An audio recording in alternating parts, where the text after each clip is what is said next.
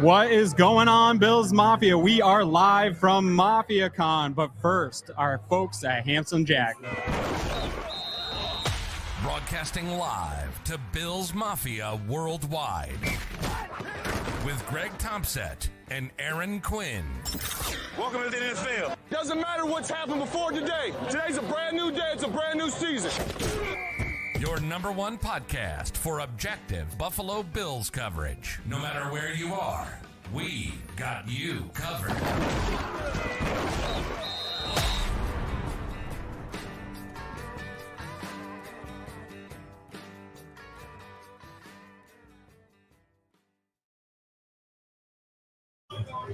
Good afternoon, Bills Mafia. I tried doing my best Greg Thompson impression. It was good.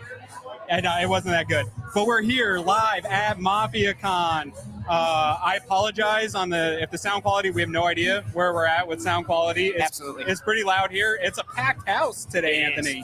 It is. So for those who haven't stopped by at Mafia Con today, so we're in the indoor portion right now. There's also an outdoor portion, and anywhere you go, it's legitimately packed. The tents outside are packed. The indoor part is packed. It's hot. The music's bumping. Keon Coleman is signing autographs right now. Thank you very much, Ron, for giving us that thumbs up. I'm assuming that means we sound good. Aaron and I are extremely warm. It's warm. It is warm. We are quite verklempt, but we're powering through. And also, honestly, like, this is a pretty sweet event. Like, what we've seen, the outpouring, just who we've been able to interact with here. A pretty cool time, just 4 or 5 days away from Bill's training camp getting started. Yeah, I knew it would be. We talked to Dell ahead of time. He told us, hey, this is going to be a small thing. I knew the second we showed up, Bills Mafia was going to show up. Anything Dell does, 26 shirts, I knew it was going to be busy. But, yeah, Bills jerseys everywhere, great Bills merch all over the place. Yep. If you didn't get a chance to check it out this year, I think they're going to continue it. It was a well-received, sold-out event this year, so I think they're going to do it every single year here. You definitely want to get here and enjoy it. We saw Terrell Bernard and Dorian Williams earlier doing autographs. Like Ant said, it is Keon Coleman now. Welcome to a huge reception. The line is pretty crazy for Keon Coleman right now. And as you said, Ant, we are more ramping up here to training camp. I know for me, this time of year, I talk about it all the time on our show, it's the hardest time of year for me is like a content creator ramping up, getting ready for camp, because I just want to get here to this point where we're actually going to see these guys get out. So I haven't talked to you in a while here.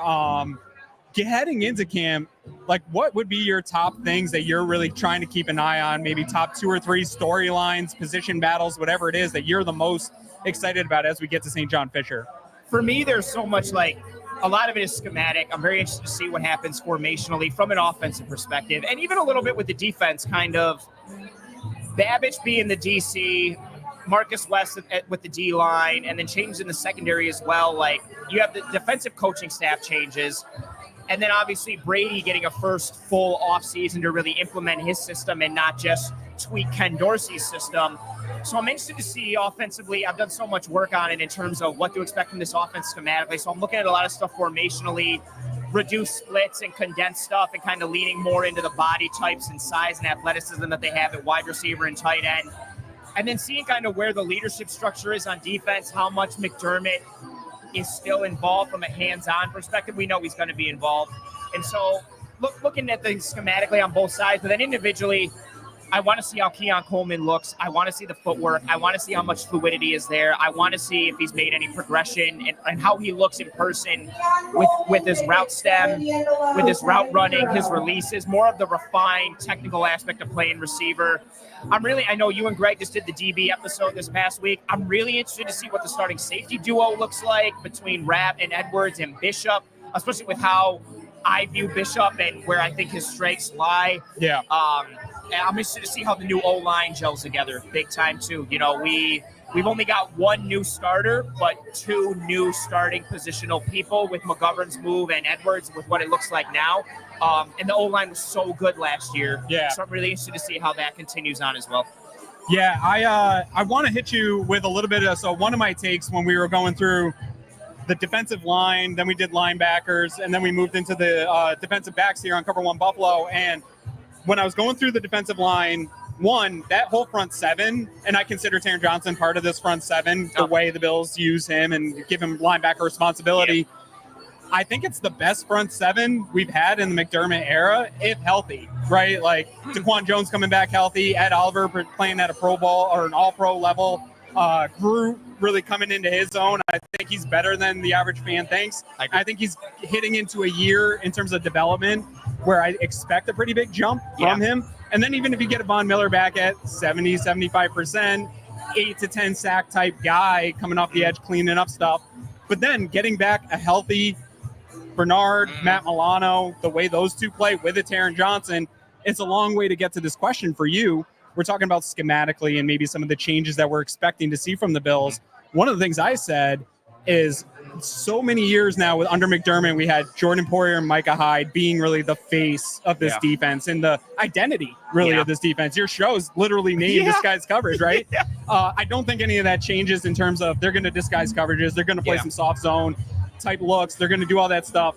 But my kind of hot take is I think we're going to start to see really the identity of this defense shift into that next layer of linebackers and them being interchangeable pieces that McDermott can send one on blitz, send one into coverage, and you don't lose a lot. And maybe some of those games are still at the safety position, but what he's going to be able to do with the two of them healthy, seeing what he could do with Bernard last year, them being pretty interchangeable and both really good blitzers, really good in coverage. Is that a crazy take that it's going to be more linebacker centric of some of the games that they play coming into this year? No, I don't think that's a crazy take. And I said it, I forget what episode because there's been such a long offseason. I think the strength of this defense lies in the second level. Milano, Bernard, and Taron Johnson. Taron Johnson's an All-Pro. Matt Milano is an All-Pro. And if Bernard continues on his trajectory, like you could see Bernard get like an All-Pro nod this year and get some votes, and I don't think that would be crazy. I do think the strength lies at that second level. And with the versatility that they offer, to your point, like Taron, and I know people are still kind of on the whole nickel sometimes being a problem because of what happened versus Kansas City. But so much of that was because they were injured everywhere else on defense in that game. Taron Johnson is so good. Like his ability to function in coverage, in man and zone, but then also function like a quasi linebacker and like come into the box, like you said, and fit the run, take on pulling guards, take on tight ends, make tackles, shoot gaps, and then go back into the slot and cover CeeDee Lamb in man coverage or function in his zone. He lets you do so much. Or even drop all the way to safety. Yes, right. And I'm hoping we see more of those looks. More. They used to they were getting real creative with their Tampa 2 looks last year, with who was dropping down, who was the pole runner, who was one of the deep half players. I look for things like that to continue. And then, that attack-minded nature starting at the second level because you've got speed, you've got athleticism, you've got high functional football IQ, and like you said, you've got a good mix of being able to play the run, shoot gaps, but then also function in coverage in man and zone. I really do think the strength of the defense lies at the second level. And then going forward with the rest of the front, I do think Groot is underrated. Like, he's legit one of the best run defenders in all of football. Yeah. Could he be better as a pass rusher? Absolutely. Yeah, but some of that's going to come with having the healthy, maybe Vaughn, whoever it is, a bendier guy on the other side. And even him staying healthy himself. Feels like every year he's getting a banged up wheel, an ankle or a foot or a knee, and then that impacts his ability to come off the edge. Yeah. And some of that's also, and we'll talk about with some of these other guys that we're getting excited to see at training camp, but you got to look at Ed Oliver took 3 years to really develop into the player that we thought he was going to be. Now he's one of the most disruptive interior pass rushers in the league. Exactly what they drafted him to be. Exactly. AJ Epinesa took some years to develop into a good rotational player. I know you and Eric did a show of he could be one of these breakout value players in the depth. I think Groot's on that same path where he's had good production. He's a really good run defender. All that stuff came easy to him. Yep. The pass rush takes a little bit of time to learn how to set up moves. It's not just, you don't just go bulldoze your way through left tackles and right tackles in the NFL. You got to set them up. That's why I think Von Miller, even if he's losing some of his athleticism, I think he's still going to win a ton of reps because he knows how to set these guys he's up. He's so good cerebrally. Yes. Like he knows like the art of rushing the passer. So even if he's diminished physically, the mental side can mitigate that a bit. Absolutely. And so staying in the linebacker room here, though, because I'm interested that you brought up that point. I'm probably on the extreme side of I don't want to ever take Taron Johnson off the field. I think he's the linchpin of this Buffalo defense.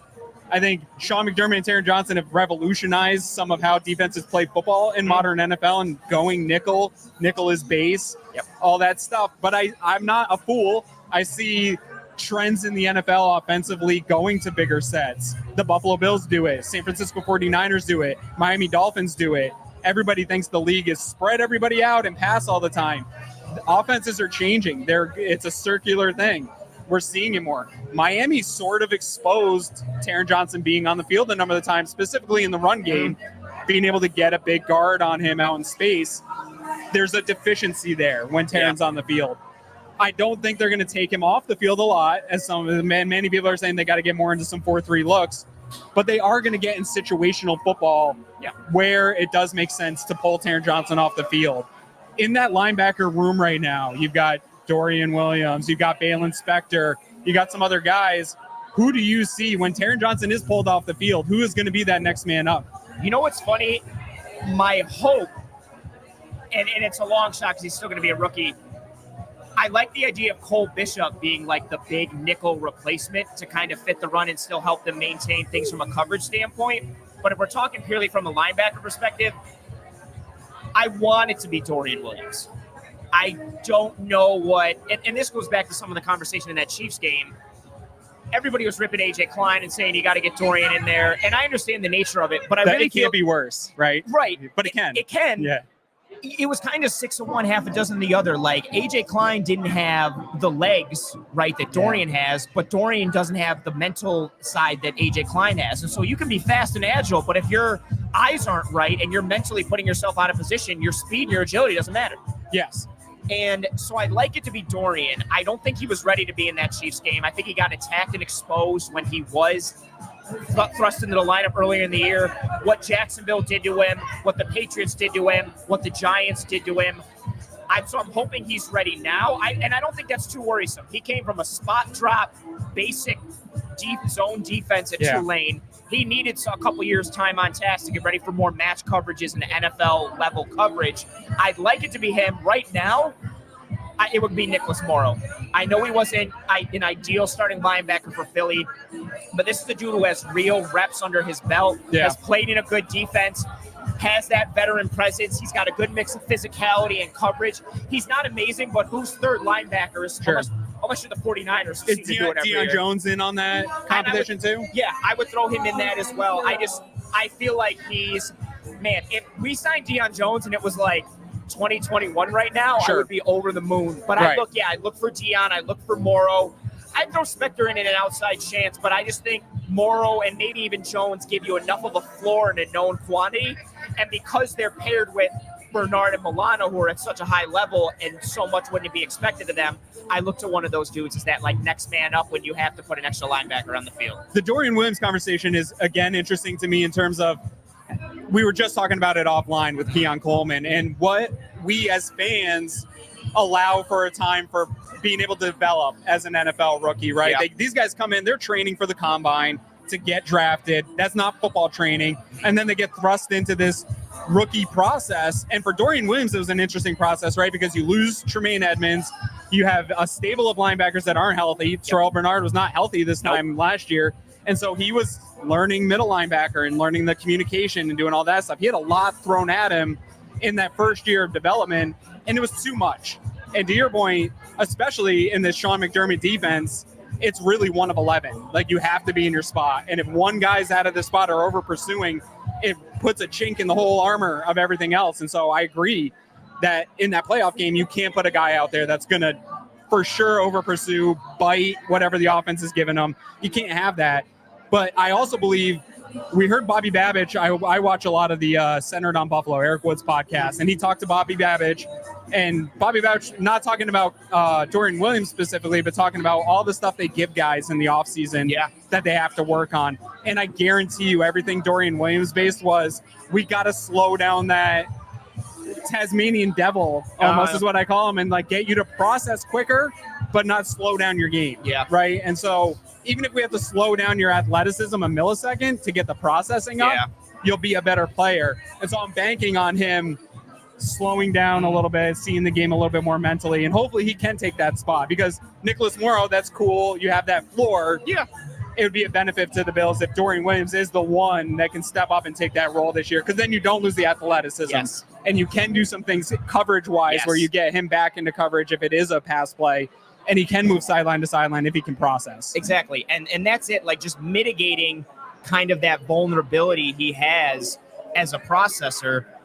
And especially because, I know there's been such a focus on the Bills playing more man coverage this year. How much will they do it? And I do think there will be more man principles in the defense, even though, again, being like a match coverage zone defense, you're still in essence kind of playing a ton of man already anyway, even though it's classified as zone.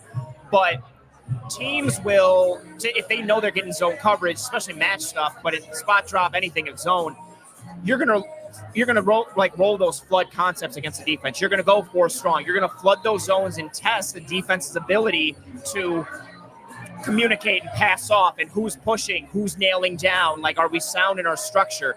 And exactly your point, if you've got 7 dudes in coverage and just one of them is out of position, the integrity of your entire coverage scheme is screwed, and the offense can take advantage of it.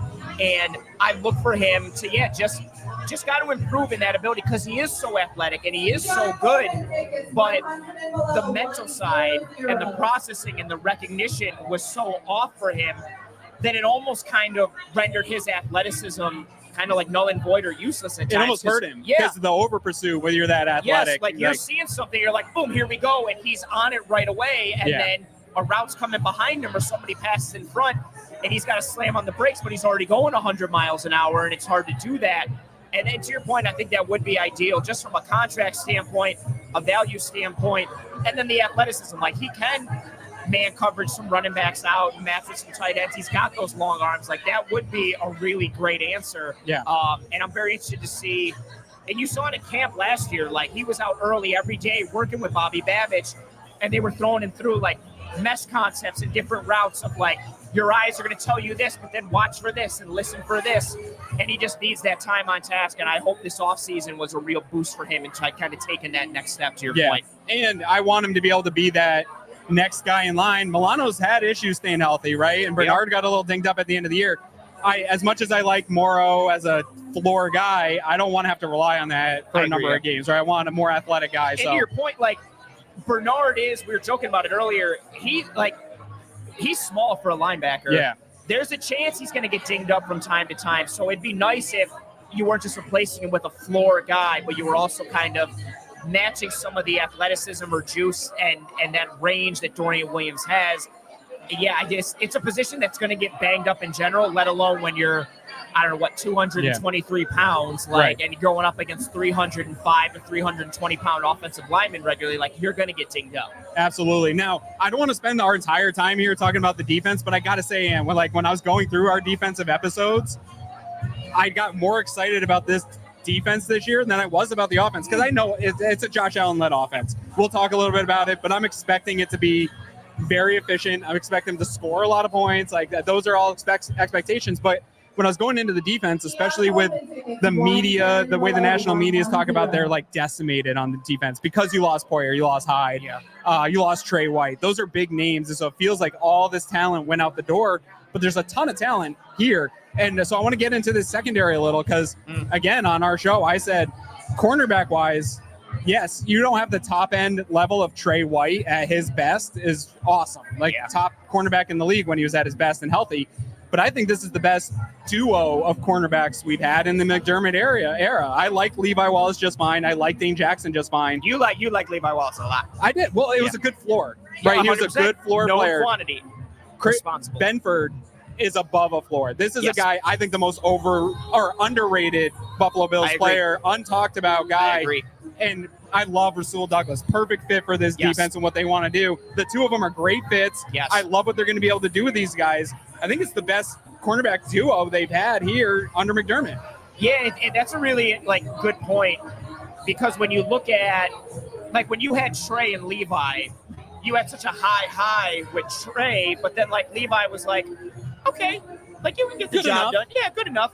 But I think right now with what we saw with Rasul Douglas, he played like a CB1 Yeah. from his trade once he came. I mean, he was a CB1 in Green Bay. Talk about processing. Just oh my God. Everything. He ticks so many boxes from his play style, his skill set, and then mentally and how he sees the game and processes and understands. Yeah, he was strong in Green Bay. The only reason he wasn't like the true one is because they had Jair Alexander, who's tremendous. He came to Buffalo, played legit CB1 for this team. And also an underrated aspect in that playoff game against the Chiefs, he was playing on one leg. Like, he could not run. He could not move. He's a legit CB1. And I think Benford right now, before this season even starts, is at worst, a low to mid-tier CB2. By the end of the year, I think he could be a high-end 2 or a low-end 1. Yeah. And if that's the conversation, you have two very legitimate corners who have size, who have physicality, who can play zone. Good run defenders. Great point. Like, the run defending nature of Benford and Douglas, especially in today's NFL, which, like you talked about it earlier, the cyclical nature of football and teams running more, teams getting bigger and heavier. Your corners are going to be tested on the perimeter to come up and fit the run, either as force players or as full players that genuinely come in and make tackles. Benford and Douglas give you that. I'm worried, not worried, I'm a little cautious about who's behind them and what happens if one of them goes down. But if we're looking at them as starters, it's an aspect that is not being talked about enough. Christian Benford, I completely agree with you, is the most overlooked and underrated Buffalo Bill with how good he is versus how much he gets talked about. And him and Douglas are a legitimate, like, 1-2 CB pairing, like, just a real strong, good group. I'm still, Kyrie Elam's interesting because, again, talking about development, some guys take longer than others. Yes. I have a lot of frustrations with Kyrie Elam's game when he's in. He's too handsy still, which was the problem coming out of college. Yep. He hasn't gotten there. But there was a weird, seemingly conflict behind closed doors between John Butler didn't seem to be in on Kyrie Elam as much. Now he has a fresh start. Yeah. And he's at a spot in his development where it's really, you got to figure it out now. Yes. And so he's going to probably have opportunities to play. Cornerbacks get dinged up. Rasul Douglas is at the twilight of his career. Yeah. This is one of those years where if development's going to stick, it's going to be now. Yeah, that's a really good point. Like, just starting with corners get dinged up. Benford broke his wrist or forearm his rookie year and then got dinged up towards the end of last year. Only missed 3 games, but still dinged up. The corners get banged up all the time. Kyrie Elam is going to see snaps this year, just whether anybody likes it or not.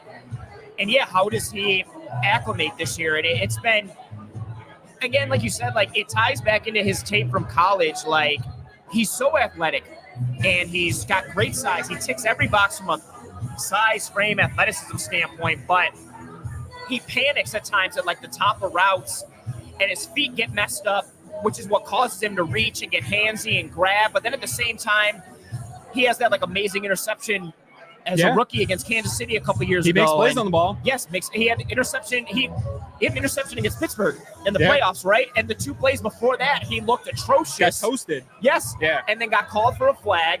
And then everybody's like, oh, I literally tweeted, like, man, he's not looking good. And literally the next play, he has an INT. Not a great run defender. No, not a great run defender. And that goes back to his tape at Florida. Like, has not been consistent in his angles and consistent at the tackle point. So there are areas for him to improve. But maybe, like you said, like, everybody's different and everybody's timelines are different, especially for someone who was playing in a much different scheme in college than he was coming into this Bills team.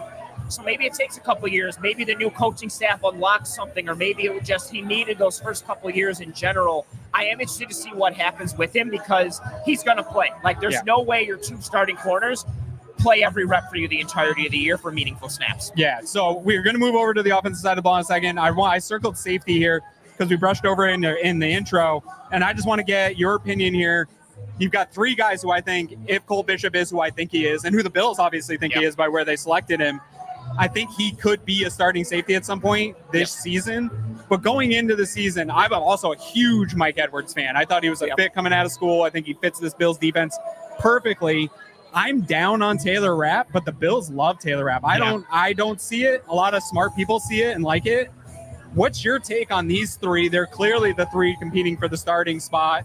I don't think everyone talks about free safety, starting safety. I think all 3 of them can play any of these positions for what the Bills try to do and being interchangeable. How do you see that shaking out here this summer?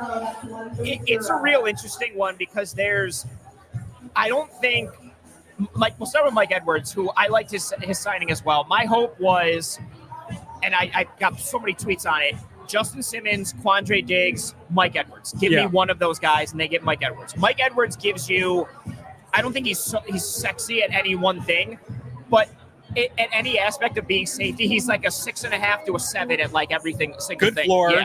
Always around the ball. Yes. Eric has a really good, the general contractor. Yeah. For he's good at like everything you want. When you turn on tape, he's always there. Yes. He might not make the play on the ball, but he's always in the right spot. Yes. And I think there's something to be said for him being a part of 2 different Super Bowl winning defenses with his time in Tampa and then his time in Kansas City. He gives you some versatility. Neither him nor Rapp have the range or the athleticism that Hyde had or even really Poyer had. And so I wonder, from a single high safety perspective, how much do we see either of them in the post? What does that look like? Because Taylor Rapp, and it's funny too, like when Milano got hurt, we saw Poyer come in as that dime linebacker. I would have figured it would have been the opposite on third downs. You put Taylor Rapp at dime linebacker, which is something he did for the Rams in their Super Bowl run, right? Including in the Super Bowl, because their starting safeties were Nick Scott and Eric Weddle. Rapp's in the slot covering down on Jamar Chase and taking Tyler Boyd, but they chose to put Rapp as one of the deep players either in the post and in the split safety looks. So they're confident in him, to your point. They bring him back. They know what they have in him. And Bishop is the real wild card for me. It's something I've said all offseason. I like him, not that he's bad the deeper he gets. I like him less the further he gets for the line of scrimmage. Sure. I like him more as that big nickel apex. I want to blitz him. I want to have him in the slot. I want him covering tight ends. I want him in the hook curls and the flats, sideline to sideline. And so I like him better for that. But he is athletic. He tested great. I don't know if the tape necessarily backs up the testing metrics of how much he flew, but he's the most athletic out of all 3. He gives you the most range and athleticism back there. But obviously being a rookie, I wonder how it all shakes out, because I think Rapp and Edwards are both more similar to each other and similar to Poyer than they are different. And then Bishop's a bit different than both of them, but also still has some similarities to him with his size and where he's best fit. Right. And I wonder what that does for them schematically from a coverage standpoint. But I do think if Bishop can show up with his athleticism, because he has the advantage there, and if that plays, you could see him take a spot. Right now, for me, I feel like the starters are Edwards and Rapp, even though technically you could cut bait from both of them from a contract standpoint, especially Rapp next year. But I feel like it's Rapp and Edwards right now, and then you work in Cole Bishop and see what he does. Yeah, I'm almost thinking like a Matt Milano first year, where it was like Ramon Humber was in front of him, but then by the end of the year, Matt Milano's it's hard to keep him off the field when you have a guy with that type of athleticism. Yeah. Let's move over to the other side of the ball here. Keon Coleman's here. Let's talk about this receiver room, because that's the national media wants to talk about the big loss of Stephon Diggs. Yeah. Bills Mafia's already over him. Yeah. But it's a big loss, right? Losing Stephon Diggs and what that connection with Allen was. But you know me, I'm so high on Khalil Shakir. Yeah. I'm also equally high on what I think Dalton Kincaid can be in this offense. I think the guy that's probably being slept on the most, because then you draft Keon Coleman, everyone gets excited about the guy you draft. Curtis Samuel kind of just sneaking in and lost in the shuffle. Where does your overall view on this wide receiver room, and how do you kind of see the Bills using this mix of some not so big athletic guys in Samuel and Shakir, but then they have a body type when it's outside of Shakir and Samuel? And how do you see that playing out? I expect more condensed formations. I expect more reduced formational width in general, to kind of phrase it in that way. I just think Shakir and Samuel are kind of like, if you put the tight ends and the wide receivers all in one room, Shakir and Samuel are kind of like the outliers from a size, frame, skill set standpoint. On the whole, you've got size, athleticism, and this mix of pass catching and run blocking in your tight end room and your wide receiver room. So I expect them to lean into that. I expect to see 12 personnel where they're spread out and running spread, but then also 12 personnel with Kincaid and Knox attached to the formation, and they're running the ball down your throat.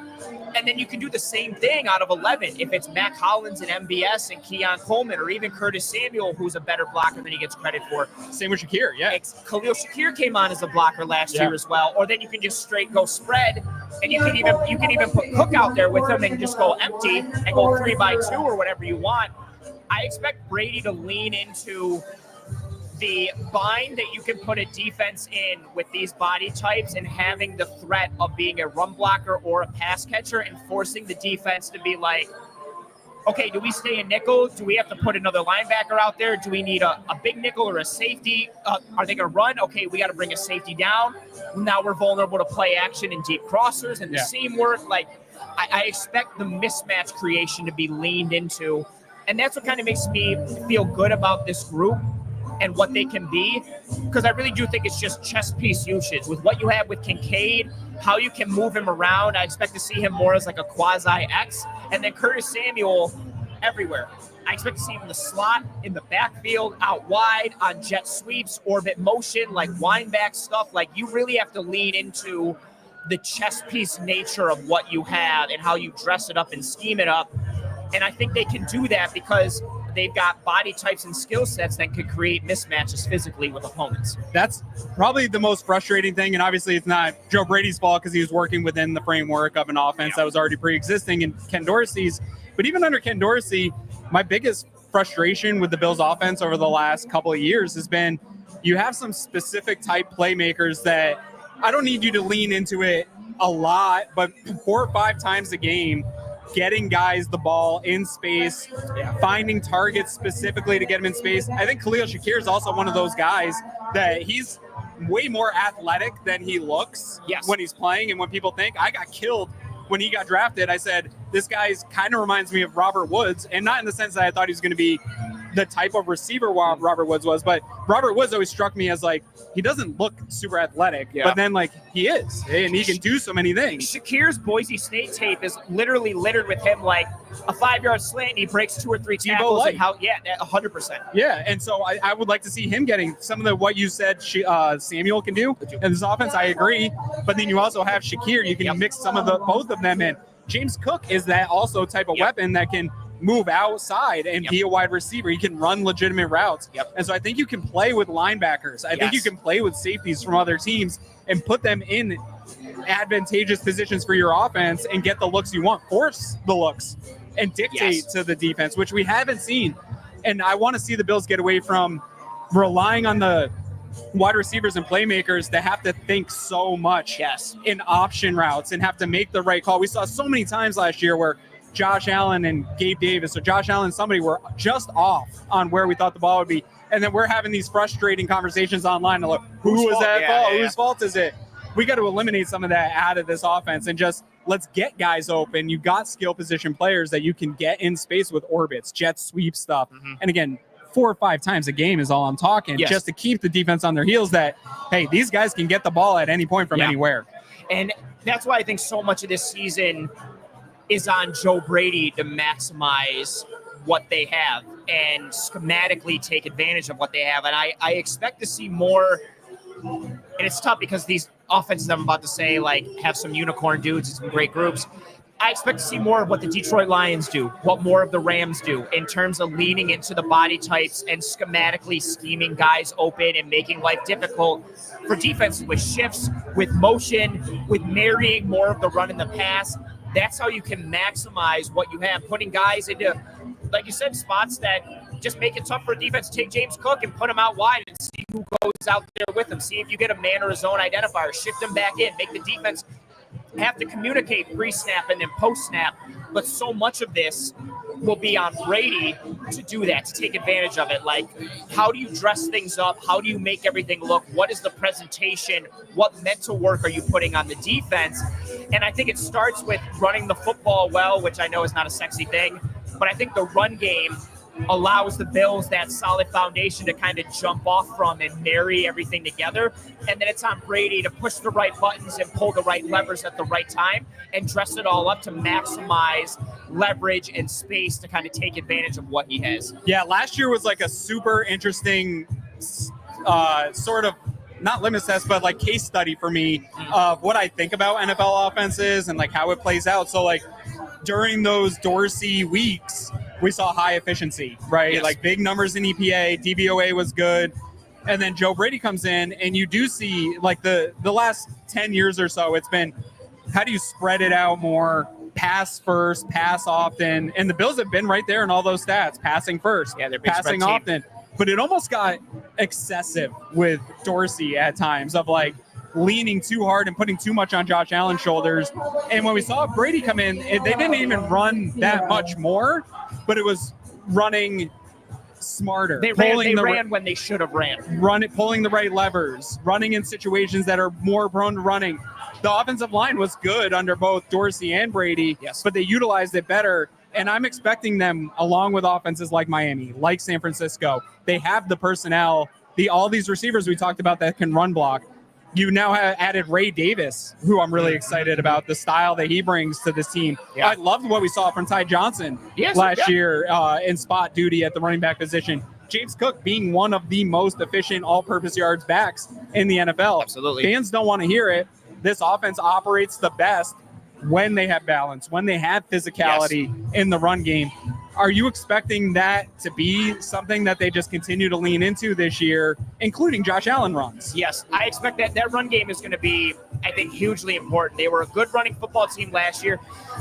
They were a good running team the year before. My biggest criticism with Dorsey was it felt like it took him forever to be like, all right, cool, let me go back to the run, or let me get into the run. It just felt like it was always there, and he didn't hit it. And it's just an easy button for them. Yeah. And that's why I expect more condensed formations and reduced formational width, because when you do that, granted, you're inviting more guys potentially around the box and around the line of scrimmage, but you reduce your tells for a defense. But you have Josh Allen as a threat to go play action over the top. Exactly. So teams aren't going to just like sell out for the run. They can't. And then that's fine. If they don't sell out for the run, James Cook is getting an easy 4, 5, 6 yards, or Ray Davis is pounding in there getting 4, 5, or 6 yards potentially, or even Ty Johnson, who, again, to your point, like really showed well in spot duty last year. I think it starts with the run, and the run has to work for you to take advantage of the body types that you have at wide receiver and tight end for a lot of it. Like the Lions are a great example. Josh Reynolds and what he did for them. Josh Reynolds really works because he's a good run blocker. Right. And because the Lions have a good running team, and then when he's running routes, they lean into making it look like he's about to crack on a safety, and then he pops it outside for a corner route, and he's wide open. I think so much of their success this year starts with the run game, starts with creating displacement, and then basing everything off of that in the pass. So I think like you're running to run, but I also think you're running to be able to pass the football if you're the Bills. And then you throw in that Josh Allen wild card of starting to get designers for Allen or putting him on the move with play action and boots and all that kind of stuff. People hate him, but it works. Absolutely. But that's what you need to do. Like, take advantage. You're trying to make everything as easy as possible. Mash those easy buttons. And when you have Josh Allen and the kind of quarterback that he is and the size and frames at the wide receiver and tight end, that's where your easy buttons are with the run and play action and marrying the two. All right, so we made our way through the team here. I want to talk about offensive line real quick because obviously you lose Mitch Morse. I actually thought, besides obviously the trade of Diggs, which I didn't even see coming, we said it wasn't going to happen at all. But on that Black Monday where they just started getting rid of everybody, and a lot got caught up in Micah Hyde and Jordan Poyer, and I love everything they've done for the Buffalo Bills, but I expected their time to be ending at some point. Mitch Morse still, in my opinion, had great football left. Yeah, and he was playing well, and I love that connection with Allen. He goes out the door. Connor McGovern moves to center. And when they drafted Van Granger, my hot take was I think he can come in and start right away for you, and you can move McGovern back to guard and keep more of the continuity. The Bills are not doing that. Everything Brandon Beane has said, they believe in Connor McGovern here. Aaron Cromer believes in it. So I'm reading the tea leaves of everything they've said in press conferences. Yeah. They want McGovern to be the starting center for this line. So I think what we see in the depth chart is what we're going to get. David Edwards at guard. Yeah. I don't think there's any position battles along this front. Yeah. Last year they made it through completely healthy, which is like a crazy, knock on wood, crazy anomaly for them to make it through healthy. Do you think this line this year, are they as good, even though you lost out on Mitch Morse, in terms of depth, in terms of continuity, of having the type of guys returning, how hard that is to do in the NFL? What are you expecting from this unit this year? I don't think they're as good from a depth standpoint, just because last year, like having Rick Bates too, Ryan Bates and David Edwards as your 6th and 7th offensive lineman, like that is absolutely tremendous depth. Yeah. And so they don't have Bates either. And now Edwards is thrust into a starting position. I think they can be okay. They're just going to have to be a little different. Like Edwards is a different left guard than McGovern was. and McGovern is a different type of center than Morse. So you're not going to have that athleticism, that movability in space at center that you had with Morse, but you have a bit of a better pass protector in terms of his anchor. You have someone with some longer arms who can win first touch and maintain the depth of the pocket. With David Edwards, Cromer disciple, has been with him since his time with the Rams. Like, he knows what Cromer wants, how he wants it. His hand technique, his footwork is just Cromer-esque every single day of the week. And trusting Cromer. Yeah, absolutely. And trusting Cromer. And if Cromer wanted him, and honestly, too, like, Edwards looked good as the sixth offensive lineman in those sets last year. There's a reason they kept leaning into them. And I know that's a different role and different functional positionality than him being at the guard spot. So it is a position to watch because I do think there's changes. I think the Bills had legitimately one of the best offensive lines last year because of what they were able to do in pass protection and then being able to run zone and gap scheme concepts interchangeably and being able to function. I'm still holding out judgment because it's a new grouping that we haven't seen yet. But I do think you can mitigate the loss of what you have, but you just have to operate a little differently. Again, just like the little trade-off. I wish Mitch Morse was still here, and I think he's going to be a huge boon to Trevor Lawrence in Jacksonville from a mental standpoint. Yep. But you don't have a center who's as good in space, but you do have one who can maintain the depth of the pocket a little better. So you just got to lean into some things differently. Maybe more zone runs. You're not pulling him as much. You're changing more of the downhill nature potentially. So again, it's a little bit of a give and take. You lose over here, but you gain over here, balancing everything out. I think at the end of the day, they'll be okay. I still think it's a better offensive line than they've had the majority of Josh Allen's career, I think they'll be all right at the end of the day. Yeah, my biggest thing with losing Mitch Morse was during that drought of like the October, November, where they were playing terrible football, he was like the steady voice to the public, to the fans. Every time he talked, it was like, okay, it might be okay. Like, he's right. So smart. He's so athletic. And how about his career? He goes from Patrick Mahomes to Josh Allen, and then he goes to Trevor Lawrence. Like, he's just like, oh, who's a sweet young QB? That's where I'm going. Yeah, for sure. And also real quick on the offensive line, I don't think we realize how good we have it with Deion Dawkins at the time. Like, he's legit one of the better left tackles in the league, I think, in terms of athleticism. When he clubs the dude, he throws him out of it. Like, he's got power. Everybody's always concerned every summer he shows up and he's kind of chubbier. Yeah. He's not the most athletic looking. But he can move at that chubbiness. So. But he does it every year. Yeah. So stop talking about how he looks at training camp because he's fine. He's going to do it every year. He and Spencer Brown allow them to do so much. Like, look at last year. Like, they're not pulling their guards for runs. They're pulling Brown. They're pulling Edwards, or they're pulling Dawkins. That's why they're running, tackle long trap and tackle wrap and dart and pulling all that stuff because of that athleticism. You don't see teams do that a lot because they don't have tackles with that kind of athleticism on both sides, let alone one. That's it. All right, we are hot. My back of my shirt, if you saw it, not good. I'm so Very excited sweaty. to go in the car and get the air conditioning. Yes. Like, you have no idea. But with that said here, we're getting ready to wrap up here. Appreciate everybody. I see all the comments and the live views. Appreciate you guys tuning in with us here on a Saturday afternoon. Big shout out to Pat Moran, who's just pacing over here, set us up with these dope microphones. Hopefully it was a good sound quality with what we're dealing with here. Big shout out to Pat. He's a friend of the show. He's going on next. Yeah. So if you're on Twitter, he'll be streaming live with Tim Graham. He'll be up there next. And what have you got going on? What's some content that you can tell the people to go check out while they're here? I just did a breakdown on Javon Solomon, some film and some advanced metrics that I released on Disguise Coverage this past week. And then you can find me every Tuesday, 9 p.m. Eastern, Disguise Coverage. Every Wednesday, 5 p.m. Eastern with Eric Turner doing the Cover One Film Room. I will also be at Bill's training camp this Wednesday and this Thursday, and then more dates to come as well. So if you're looking for player analysis and evaluation on who's doing what and where, and then formation, schematic, all that kind of stuff, get at me on Twitter at @pro__ant. I will be at camp, boots on the ground, all that kind of stuff. Cool. Awesome. And then obviously you guys know Greg and I every Wednesday night here on the Cover One YouTube channel.